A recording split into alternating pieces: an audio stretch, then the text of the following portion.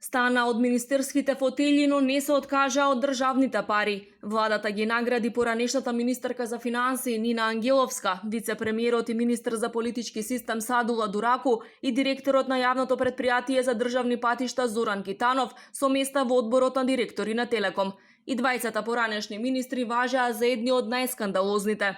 Садула Дураку или поранешниот командант Вентили, кој го остави Куманово без вода 2 месеци за време на конфликтот во 2001-та, речиси 2 децении е дел од власта. Тој ги менуваше ресорите, но никако не се откажа од буџетските пари. Кариерата во администрацијата ја почна во Царинската управа, па 4 години беше министер за земјоделство. Истера 2 мандати како градоначалник на Липково. Не се прослави ниту како министер за животна средина.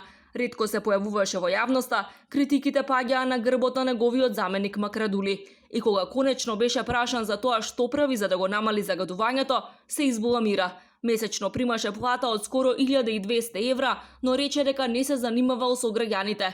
Потоа се извини, но дамката врз неговата кариера остана. Сега јас не се бавам со граѓаните. Граѓаните може да се тужат, тоа. Поради слабите резултати беше прв кандидат кој требаше да биде опфатен со популарната метла на Заев. Сепак тоа не се случи. Не само што не беше разрешен, туку беше и награден со вице-премиерско место и шеф на тогаш новоотвореното Министерство за политички систем. Не беше многу расположен за да го реши проблемот ниту со рамковните вработувања, односно со околу 1350 луѓе кои се уште седат дома, а примаат плата. Од друга страна, Нина Ангеловска имаше кратка кариера во владата, не цела 1 година. Дојде како засилување од приватниот сектор.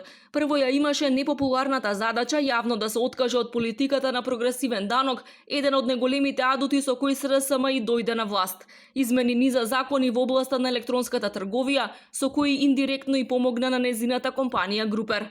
И таман кога броеше ситно до мирно заминување од функцијата, се случи корона кризата. Незината компанија Групер се најде меѓу фирмите кои земаат државна помош, во незино време енормно се зголеми јавниот долг, а на крајот на мандатот пропадна и Евростандард банката.